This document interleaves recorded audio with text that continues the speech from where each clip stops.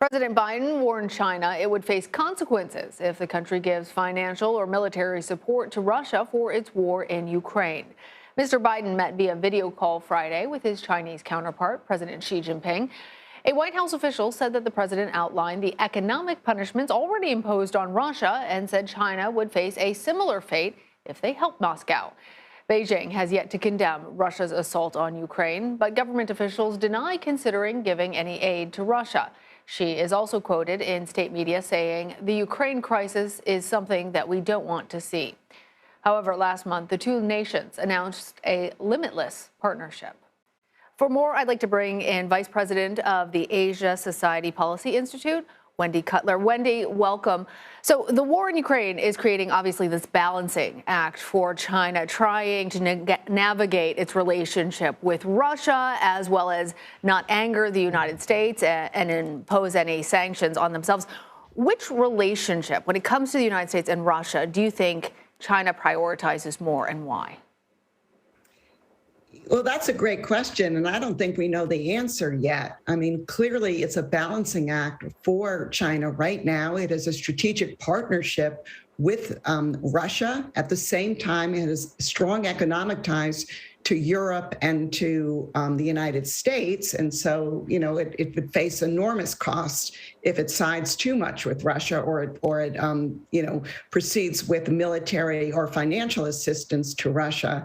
And frankly, it also has an international audience. It doesn't want to alienate all the countries that it's been trying to woo to its side through its vaccine diplomacy and through its Belt and Road Initiative. It wants to maintain a very peace-loving international reputation. So it has a lot of, it is quite a balancing act in front of it.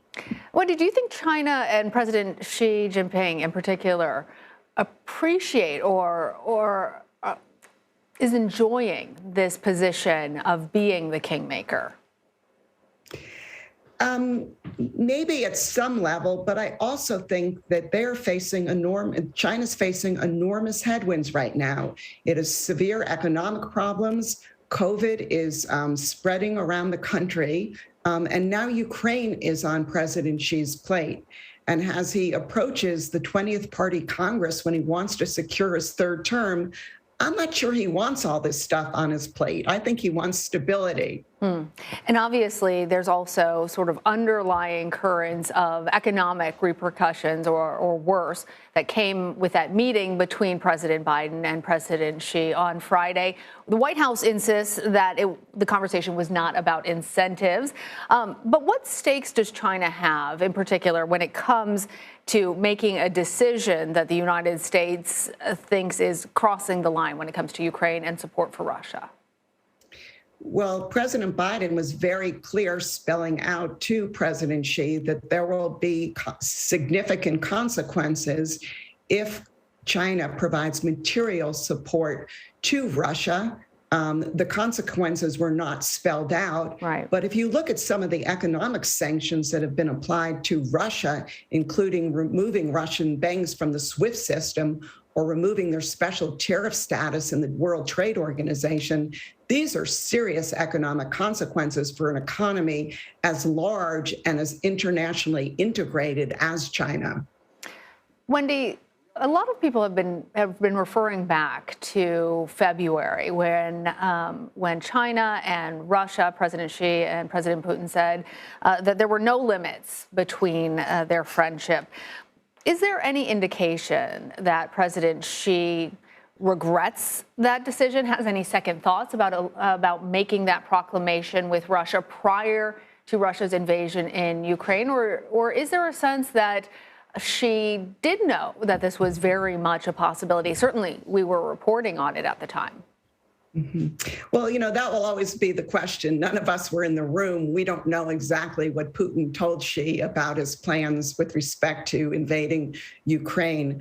But, we just need to keep in mind that the relationship between Xi and Putin is very close, very personal. Xi has called Putin his best friend. They have a strategic partnership now. And she needs friends in the world, as Biden has put a premium on strengthening ties with allies and partners.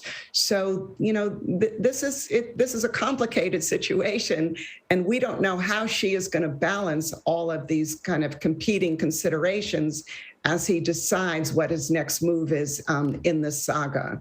Speaking of complicated situations, speaking also about President Xi's domestic politics that he's trying to navigate right now, there are a lot of parallels between Putin and his desire to grow Russia back to territories that he believes should still be part of their greater alignment. When you look at China and you look at Taiwan, Hong Kong, and what we have seen China do in the last several decades, really, in trying to lay that foundation, there's also some concerns about China perhaps taking aggressive action towards Taiwan during this time. How likely do you think that scenario is? Well, some people have said that the United States would be distracted and therefore perfect time for Xi to move. I don't agree with that for a couple of reasons. Number one, I think it's become extremely apparent and clear to China what the economic ramifications would be if they were to, make an aggressive move against Taiwan. Just watching how quickly the West came together and imposed sanctions that were unimaginable just a month ago. So, Xi and China are still very reliant on the U.S., on the EU for trade, for finance, et cetera. And second, I think there may be a pause when you look at the difficulties that Putin has had with respect to his invasion and takeover of the Ukraine. And remember, this is a military operation on Russia's border.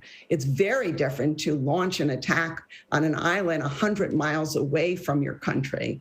So my sense is that while people are making the parallels and thinking she might take advantage of the situation, I just don't think that's in the cards now. Again, when you also consider that he's looking to secure a third term this fall in China, I think he has more time and he's willing to wait with respect to Taiwan. Wendy, when you're discussing the parallels with Russia, I'm also thinking about the parallels to World War II when the United States was looking at fighting on two fronts, and certainly the bombing of Pearl Harbor by Japan at that point galvanized the United States and the population to be active in World War II in a way it certainly hadn't been in the past. I wonder if you think that is also something that President Xi might be thinking of.